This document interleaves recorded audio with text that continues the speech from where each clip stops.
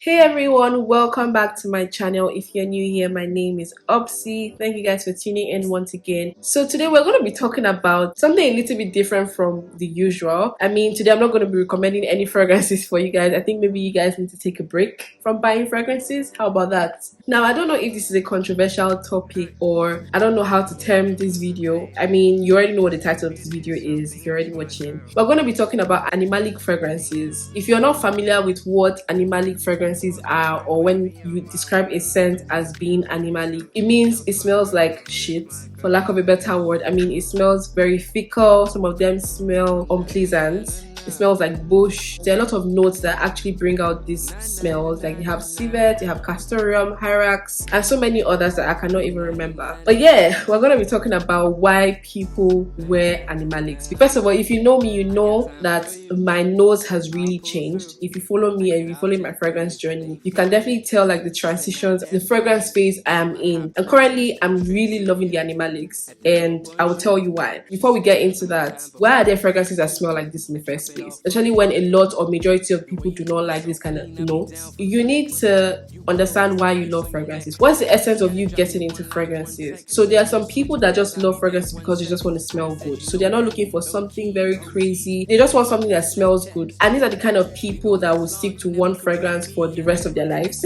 Some people would wear one fragrance for 1 year. They'll just keep repurchasing the same and the same and the same and the same thing. They don't care about fragrances. They're not passionate about the thing. They just love to smell good, and that's it. While there are some people that also want to explore similar fragrances or fragrances with similar scent profiles. So let's just say you like vanilla fragrances and you're looking for something that smells like vanilla but not entirely like the one that you've been wearing. If you've been wearing D&G's Devotion, maybe you want something that is a little bit fruity, floral. Maybe you want Bon Aroma from what's the brand? Bon Aroma from Giorgio Armani, I believe. Some people like Black Opium. Some people like, the very popular ones that have like similar scent profiles. Like there are a lot of designer fragrances that have those scent profiles. And if you are into fragrances, or if you're just starting your journey, those kind of scent profiles might be appealing to you. Not might, will be appealing to you because these are mass appealing fragrances. And so you will find out that most of the fragrances you have in your collection smell like this. Now, the more you get into fragrances, you realize,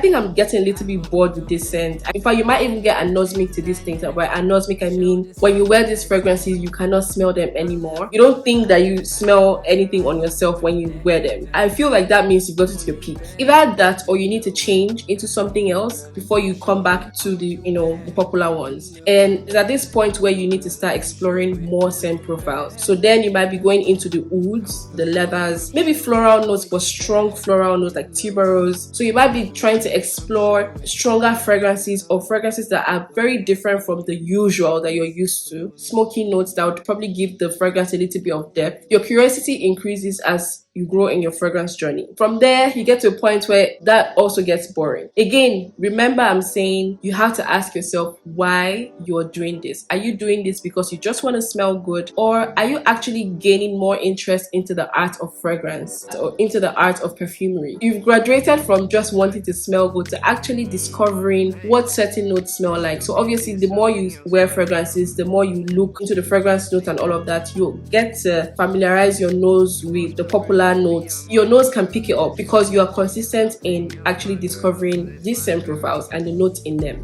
Your curiosity grows. That's what I'm trying to say. So as you keep going, your curiosity grows to a point where now you want to smell a little bit more unique. You don't want to smell like what everybody else smells like. You get into the boozy notes as well. You experience like different fragrances, and you see the art of perfumery in terms of how it is mixed, how it is blended together. So you're exploring, you're learning about fragrances, you're learning about notes. Again, why are you liking fragrances? Are you liking it just for liking sake, or are you liking it because you're enjoying the art of fragrance? It gets to a point where you graduate from just smelling good and enjoying the art and become a collector. Now, you might not really like the popular ones, but you just want to have them just for having sake because you feel like they're classics. Something like Baccarat Rouge 540 is a classic whether you like it or not. It's very popular now. It has made the rounds. There's so many dupes in the market, but I feel like I would always want to own Baccarat Rouge 540 body, not because I want to wear it anymore, but because I really like the scent profile and I really want to have the OG in my collection. I see myself getting into the collecting. Only that fragrance is an expensive hobby, so collecting fragrances can be very, very expensive. So you need to watch it. You graduate from all of that and then you start discovering the Animalics. You start discovering the very, very niche brands, the indie houses, the people that are literally doing fragrances that are completely different from what you're used to. This is sparked by curiosity, but this is how you get to start loving Animalic fragrances. So Animalic fragrances, why do people wear it?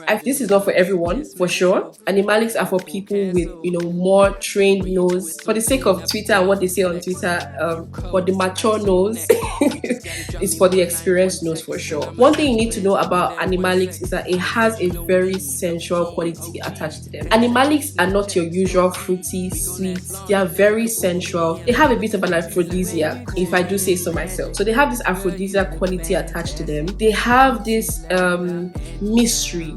You don't really know what it smells like, but you're very intrigued, right? Also brings about this form of intimacy. I don't want to go too in-depth here, but I just want to let you know that Animalic notes have this mystery, this intimate feeling. It has this aphrodisiac feeling. It's very sensual. It has this level of depth that nobody can explain. But when you smell it, you know what I'm talking about. I think that sometimes some of the fragrance notes that we know today kind of have a different meaning to them as to what they actually smell like. Don't get me wrong, I'm not saying that musk is not a clean scent, but we also have the Animalic musk. So you see the musk, the civet, the castoreum. A lot of all these notes are very sensual. They have depth. They are very unusual. Silver oud from Amouage gave me that quality. I know the very first time I smelled silver oud, I was thrown off. Obviously, after the first time, I gave it another chance and I was so intrigued. The level of intimacy, I could feel it in silver oud. It's not something you can explain to somebody else. It's your curiosity that will bring about this experience. So another thing about Animalic notes, they have a lot of nostalgic feeling to it. So they bring about like past experiences, past emotions. They can remind you of your childhood, how your mommy's kitchen used to smell like, how your family garden used to smell like, your family house in the village smells like. If you go to the village, there's usually this kind of smell. I'm talking about Nigerians now. Sorry, I'm Nigerian, so that's what I can relate to. If you go to the villages in Nigeria, there's a particular kind of smell. Usually comes about from the sand, from the plantation, from the trees, even from the houses. All of this mixed together can give you some Animalic scent, some Animalic feel. Most of the Animalic notes in here can be reminiscent of that. So you can kind of remember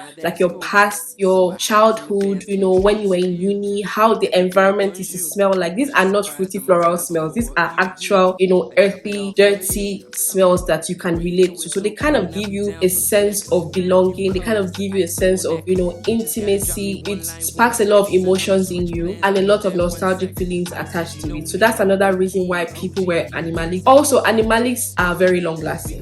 Believe me, they are very long lasting. They are high quality niche fragrances. Now a niche fragrance, they are fixated on niche perfumes. That's why you have a lot of perfumers actually making these fragrances, because they have so much experience and sometimes they have a story behind the fragrances that they make.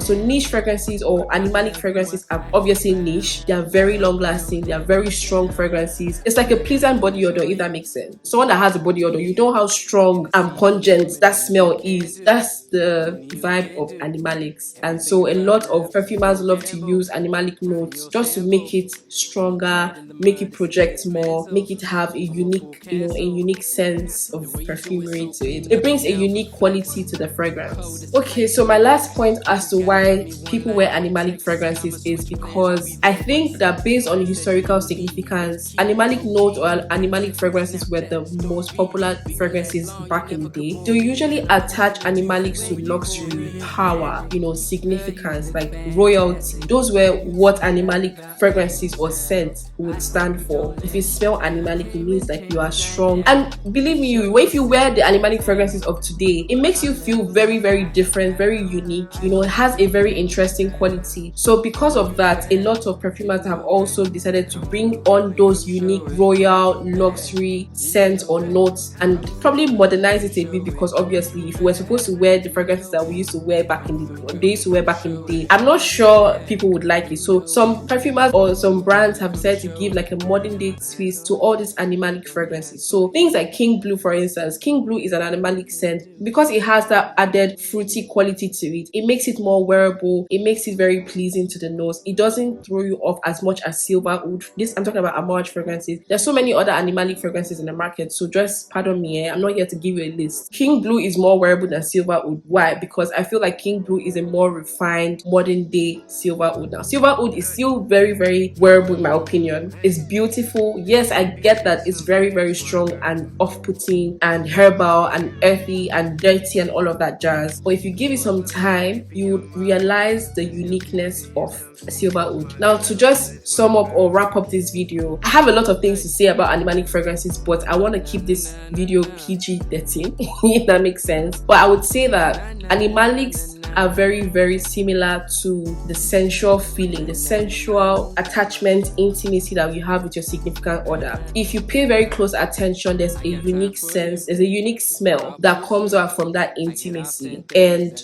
usually it is very intriguing. It is not fruity, it is not sweet. There's a unique smell attached to that, and most of the time it's very carnal, it's very, you know, sensual. It's what turns people on, and I would liken Animalics to that kind of smell. Like I said earlier, they have a huge intimacy power, they have emotions attached to it, they are very mysterious, they are very aphrodisiac-y. They have like this aphrodisiac feeling to it, they have this very deep sensual feeling attached to it, and that's how I liken Animalics. And I feel like that's why a lot of people, or should I say mature nose, wear Animalics, because of things like this. Again, it's also brought about your curiosity. As you get into the art of perfumery, as you learn more about fragrances, you see that your nose tends to, you know, like things that you probably would not like on a normal day. You're more intrigued and you're just trying to discover more fragrances, more art. It's like a painting, you know, if you're into art, you want to see more and more paintings, different kinds of paintings, still life, portrait, landscape, and all of that, abstract paintings, even with music as well. As I like a certain kind of music, the more you know, explore music, you discover more talent. So as you keep growing, you know, as your curiosity grows as well, you discover more art.